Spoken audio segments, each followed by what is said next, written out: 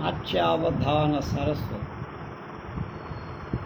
శ్రీ స్వర్ణ రాజహనుమంతరావు గారి శ్రీమద్ రామాయణంలో ఆంధ్రాయణ 8వ భాగం 9/4/26. ఆంధ్రప్రదేశ్లో రాముడు ఎక్కడెక్కడికి వచ్చాడు అనే దాన్ని అంజనాద్ త్రేతాయుగంలో కేసరి అనే వానర రాజు ఉండేవాడు.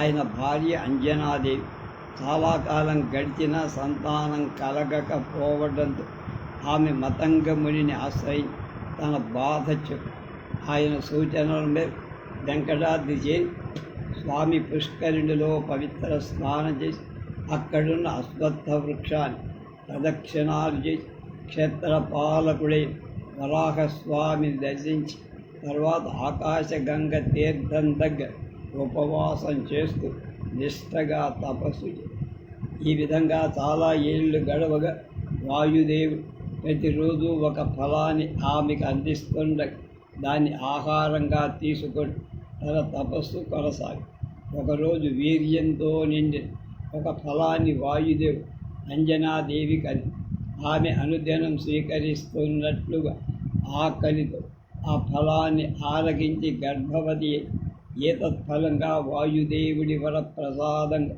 ఆంజనేయుడిని పుత్రుడిగా అంచేత ఆంజనేయుడు వాయుపుత్రుడు. ఆమె కేసరి భార్య కనుక ఆంజనేయుడు కేసరి క్షేత్రజ్ఞుడంట. ఈ వెంకటాద్రి వెంకటాచల ఆ సప్త పర్వత శ్రేణిలో అంజనాదేవి పేరు కూడా ఒక పర్వతం అంజనాద్రి అయింది. ఆ విధంగా తెలుగు గడ్డపై పుట్టిన ఆంజనేయుడు పెరిగి పెద్దవాడి వాడి సుగ్రీవులున్న కిష్కింధ హంపికి దగ్గరగా విరూపాక్షుడు కొలువై ఉన్నటువంటి చోటు పంపా సరోవరానికి దగ్గర. అది బళ్ళారి జిల్లాలో.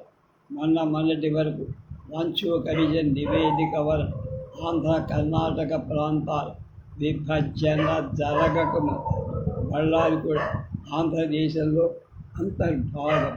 అయితే హంపి దగ్గర కూడా ఒక అంజనాద్రి ఉంది. ఆమె తపస్సు చేసి ఆ కొండ మీదే అని, ఆంజనేయుడి జన్మస్థలం కూడా అదే అని ఒక అభిప్రాయం. ఈ మధ్య ఇందాక చెప్పిందే ఖాయమన్న. తిరుపతి కొండ శ్రీరాముడు అరణ్యవాసం చేస్తున్న కాలానికి కూడా ఆంజనేయుడు అక్కడ ఉండక తిరుపతి కొండను వదిలి కిష్కింధకు వెళ్ళిన అంజనాదేవి మాత్రం తపస్సు సాగిస్తూ ఎంతోమంది తపస్సు ఆచరిస్తున్న తిరుపతి కొండ పైననే అంజనాద్రి పైనే శ్రీరాముడు సీతాపహరణం తర్వాత సీతాన్వేషణ చేసి రావణ సంహారం కోసం బయలుదేరి పెడుతున్న అంజనాదేవి శ్రీరాముని కొండపై ఆతిథ్యం స్వీకరించడానికి ఆహ్వానం. రాముడు తనకున్న పరిస్థితులు ఆతిథ్యం తీసుకోవటానికి ముందు అంగీకరించకపోయి తర్వాత ఆంజనేయుడి సూచనపై వానరులతో సహా వెళ్ళి అక్కడ ఒక తాత్కాలిక వసతి ఏర్పాటు చేసుకొని వానరులతో సహా ఆతిథ్యం స్వీకరించాబడి నిర్లోముడనే తపస్సు పూజలు అందుకున్నాడని, తిరుపతిలోనే స్వామి పుష్కరిణిలో స్నానం చేశాడని, రావణాసురుని సంహరించడానికి ఆ పుష్కర స్నాన మహాత్మ్యం కారణమని చెప్పారు. అయోధ్య నగరానికి తిరుగు ప్రయాణంలో కూడా శ్రీరాము ఒక రాత్రి తిరుపతి కొండల మీద ఆగి వెళ్ళారు. అయితే తిరుగు ప్రయాణంలో ఒకవేళ ఆగిక ఉండకపోయినా మరొకసారి ఆంధ్రదేశానికి వచ్చినప్పుడు ఇక్కడికి కూడా రావడం జరిగింది అయి ఉండాలి. మరొకసారి ఆయన రాకని గురించి ఇంతకు ముందే చెప్పుకో. తిరుపతి కోదండ రామాలయం దిగువ తిరుపతిలో ఒకప్పుడు భరద్వాజ ఆశ్రమం ఉండేది. ఆశ్రమానికి శ్రీరాముడు వచ్చి కొన్నాళ్ళు ఉన్నట్టు చెప్తున్నాను. ఆ స్థానంలో శ్రీరాముడు కొన్నాళ్ళుగా ఉన్న గుర్తు కోదండరాముడిని నిలుపుకోవటం జరిగింది. ఈ స్వామి జాంబవంత ప్రతిష్ఠ చేసినట్టు కోదండరాముడు జనమేజయుడు ఆలయ నిర్మాణం చేసినట్టు కూడా పురాణ కథ. ఈ ఆలయం పశ్చిమాభిముఖంగా ఉంటుంది. తిరుపతి పట్టణం మధ్యలో తిరుపతి రైల్వే స్టేషన్ కిలోమీటర్ల దూరంలో ఉంది ఈ ఆలయం.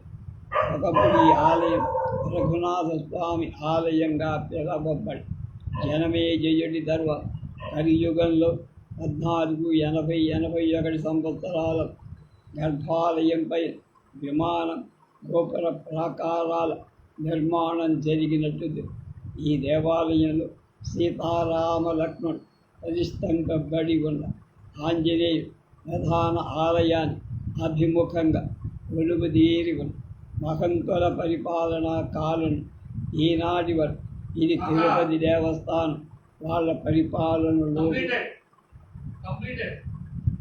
ఓకే సంతోషం. తిరుపతిలో ఈ దేవాలయం ఉన్న వీధి రాముల వారి సన్నిధి వీధిగా పిలుస్తుంది.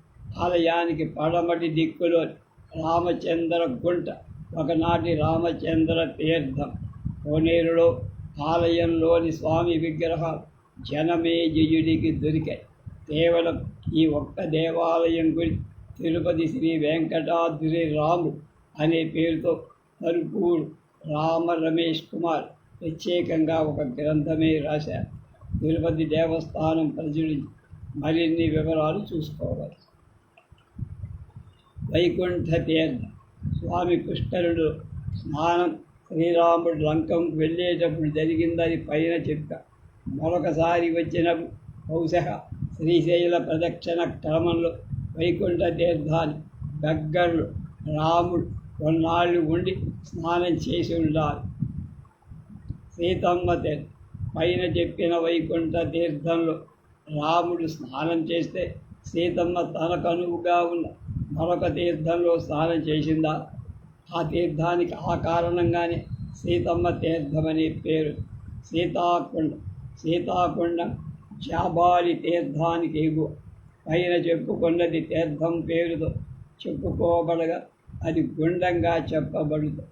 దీంతో పాటు ధ్రువగుండాల పరిసరాల్లో ఇప్పటికీ ఎందరో మహాత్ములు తపస్సు కొనసాగిస్తూ మధురాంతకం. శ్రీరాముడు తాను చేసిన పర్యటనలో మధురాంతకం వచ్చినట్టుగా చెప్పబడుతుంది. కడప జిల్లా ఉంటిమి.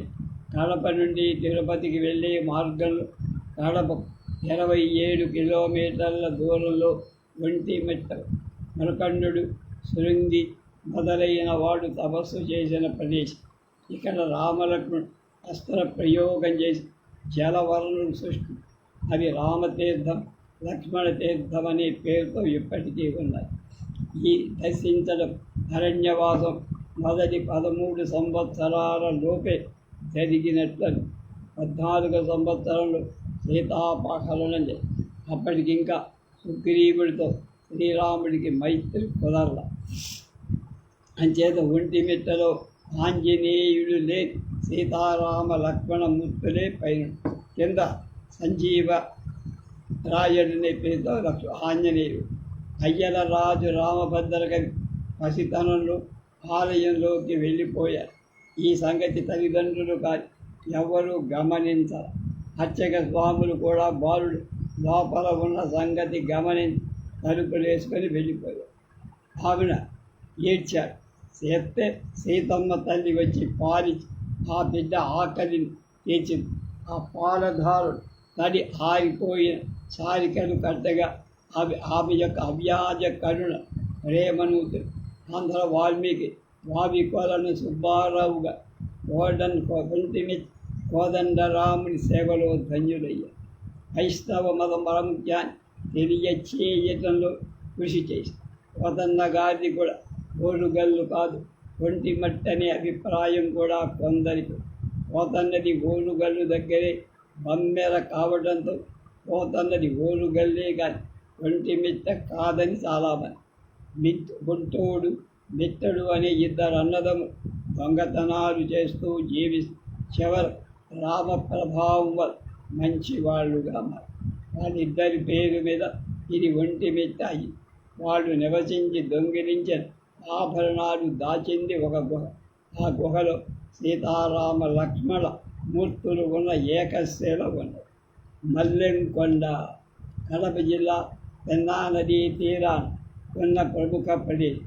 ఇక్కడ చాలా కాలం క్రితం ఒక శైవ పీఠం ఉండే. ఆధిపత్యంలో మార్పు వచ్చిన ఎప్పటికీ ఒక పీఠం. త్రేతాయుగంలో శ్రీరాముడు మాత్రమే కాక ద్వాపర యుగంలో పాండవు పుష్పగిరిని సందర్శించినట్టు చెప్పబడు. శ్రీశైలానికి 8 ప్రవేశ ద్వారాలు, ఇది కూడా ఒకటి. శ్రీరాముడు ప్రదక్షిణ విధిననుసరి శ్రీశైలంలో నైరుతి ఉపప్రదేశ ద్వారం కొన్నాళ్ళు ఉపవాస దీక్ష నిర్వహించి ఈ క్షేత్రాన్ని ఇది బ్రహ్మ విష్ణు మహేశ్వరుల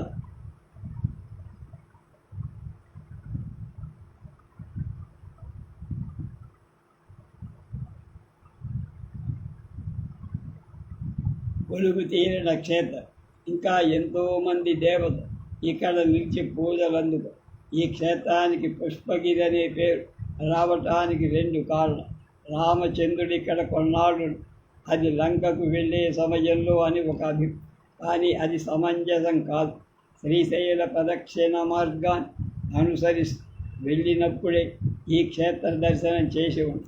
ఇక్కడ కొలువు తీరివల ప్రధాన దైవం వైద్యనాథేశ్వర. ఆయన్ను కొన్ని రోజుల పాటు పుష్పాలతో పూజించాడు. ఆ పూజించిన పుష్పాలు తీసివేసి మర్నాడు నదిలో వేసేవాడు. అలా కొన్నాడు వేసిన నిర్మాల్య పుష్పాలు పూజ చేసి తీసేది ఒక కొండలా ఎత్తుగా నిలిచిపోయి అదే పుష్పగిరి అయిపోయి.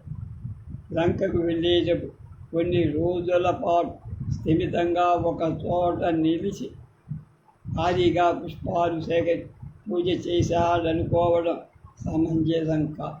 తర్వాత వచ్చినప్పుడు జరుగు. ఇక పుష్పగిరి ఆ పేరు రావడానికి రెండోగా కైలాస పర్వతంలోని కొంత భాగాన్ని ఇక్కడ గల జల వనరులలో వాయుదేవుడి ద్వారా శివుడు వేయించాడని, ఇది పుష్పాల నీళ్ల మీద తేలిందని, అందుచేత పుష్పగిరి అయ్యిందని. పుష్పగిరి అన్న పేరు ఎలా ఏర్పడ్డా రాము ఈ క్షేత్ర దర్శనం చేసి. పుష్పగిరి కడప పట్టణానికి 16 కిలోమీటర్ల దూరం. కర్నూలు జాతీయ రహదారి వెంబడి 8 కిలోమీటర్ల పంచనదీ క్షేత్రం.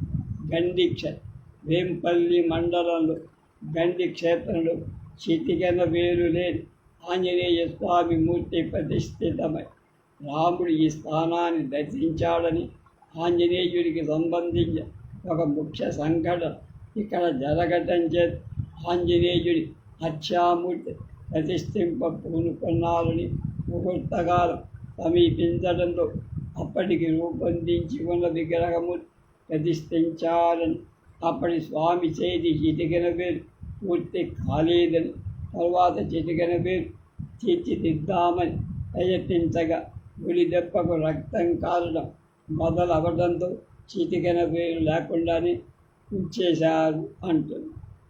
పొద్దుటూరు సమీప రామేశ్వర. పొద్దుటూరుకు ఇంచుమించు అంతర్భాగమై రామేశ్వరంలో శ్రీరాముడి చేత ఈశ్వరుడు రామేశ్వరుడుగా ప్రతిష్ఠితుడై ఉంది. పొద్దు పొడవక ముందే శివలింగాన్ని ప్రతిష్ఠించే ప్రయత్నం ఇక్కడ జరగటం చేత పొద్దుటూరు అని పిలవ. ముహూర్త కాలాన్ని లింగం సిద్ధం చేయాల్సిందిగా తొందరగా లింగాన్ని రూపొందించడంలో సైకత లింగంపై పడి చేతి వేళ్ల గుర్తులు ఇప్పటికీ కనపడవు. శ్రీరాముడు తెలుగు ప్రయాణంలో లింగ ప్రతిష్ఠ చేస్తే స్వామివారు శ్రీరాముని పేరు మీద రామేశ్వరుడై ప్రసిద్ధంగా చెప్పుకోబడు. కానీ రామేశ్వరం ఇదొక్కటేగా చాలా. వెల్లాల సంజీవరాయ్. వెల్లాల గ్రామం పొద్దుటూరుకు 22 కిలోమీటర్ల దూరంలో ఉంది. చెమ్మలమడుగు పట్టణాల పొట్టూరు మధ్యరాల మధ్య త్రేతాయుగంలో ఈ ప్రాంతం కూడా దండకారణ్యం. పురాణ కాలం నాడు కుముద్వతి అనే పేరుగా ఈనాటి కుందూ నది ఒడ్డున ఆంజనేయ సంచోపాసన కోసం దిగితే అక్కడి గుళ్ళు ఆంజనేయుణ్ణి అక్కడే ఉండి పొమ్మ. కానీ ఆంజనేయ యుద్ధంలో దెబ్బతిని పుచ్చబోయి లక్ష్మణుడికి ప్రాణాపాయం కలగకుండా రక్షించడం కోసం వెళుతున్నాక వెళ్ళాల ఆగటానికి వీల్లేదని చెప్పి తన కుమారుగా ప్రతిమ ఇచ్చి వెళ్ళారు. ఆ ప్రతిమే ఇక్కడ మునులు ప్రతిష్ఠించారు. సంజీవని తీసుకువచ్చి రాక్షణుడి ప్రాణాలు నిలిపాడు కనుక సంజీవరాయుడై వెళ్ళాల ఆగటానికి వీల్లేదన్న స్థలమే వెళ్ళాల అయి. సంజీవరాయ స్వామిది భారీ పూర్వమతి రోజు రోజుకు పెరుగుతూ ఉండేదని స్వామి సరస్సుపై రాగి కలశాన్ని ఏర్పాటు చేశాక పెరుగుదల ఆగిపోయింది. ఆలయానికి దగ్గరలో భీమయ్య లింగేశ్వర, ఇది భీముడి చేత ప్రతిష్ఠించబడిందిగా. ఇక్కడే అమ్మవారితో కూడా నరసింహస్వామి దేవాలయం, ఇతర దేవతల ఆలయాలు. ఇక్కడ హనుమంతుడు స్నానం చేసిన కొండ హనుమంతుని కొండమని పేరు. కిష్కింధకాండలు సీతాన్వేషకు వెళ్ళే వానరులలో దక్షిణ దిక్కుకు వెళ్ళే వారితో వారు వెతకాల్సిన ప్రదేశాలు ఆంధ్ర పేరు రాజ్యం ఒకటి ఉందని సుగ్రీవుడు చెప్పి, అన్వీక్షదండకారణ్యం సపర్వత నదీం గుహాం నదీం గోదావరీం చైవ సర్వదేవానుపశ్యత్ తథైవాంధ్రాశ్చ పుండ్రాశ్చ షోళాన్ పాండ్యాన్ సకేరళాన్. కిష్కింధకాండలు 41 నుంచి సర్గలో 12. ఈ విధంగా త్రేతాయుగంలో చివరి నాటికే ఆంధ్రప్రదేశ్ రాజ్యం ఉందని చెబుతుంటే పైన చెప్పిన సంఘటనలు ఆంజనేయుడి మాటల్లో వెళ్ళాలనే మాట నుండి పుట్టిన వెళ్ళాలి అనే గ్రామం ఆంధ్ర భాష వ్యావహారికంగా ఆనాటికే ఉంది అని సిద్ధవట్. శ్రీశైలానికి దక్షిణ దిక్కుల్లో ప్రధాన ప్రవేశ ద్వారం సిద్ధేశ్వర్ అష్టమహాసిద్ధి. ఇది కూడా పెన్నా నదీ తీరం. స్వామివారి లింగ స్పర్శవే ఎన్నో రూపాలలో సంతరించుకున్న విశిష్టతను సూచించే నామాలతో పరమేశ్వరుడు కొలువిదు ఎన్నో తీర్థాలు. దాని శ్రీరాముడు శ్రీశైల ప్రదక్షిణ మార్గంలో తాళ్ళప అన్నమయ్య జన్మస్థలం సిద్ధేశ్వర స్వామి వారి ఆలయం. ఆ ప్రాంతంలో ప్రకృతి రామణీయ ముగ్ధురాలి సీతాదేవి ఇక్కడ కొంతకాలం ఉందామని రాముణ్ణి కోరి. తాళ్లపాక కూడా ఒకనాటి దండకారణ్య భాగం. వారక్కడున్న కాలంలో శ్రీరామచంద్రుడు ఈ ఊరిలో శివుణ్ణి ప్రతిష్ఠించి పూజించినట్లు స్థలచరి. అయితే రాముడి తర్వాత స్వామిని సిద్ధులు కూడా పూజిస్తూ ఉండేవారని, ఆ కారణంగా సిద్ధేశ్వరుడుగా అనంతపురం జిల్లా చిల్లూరి వారి పల్లె గ్రామం రేపు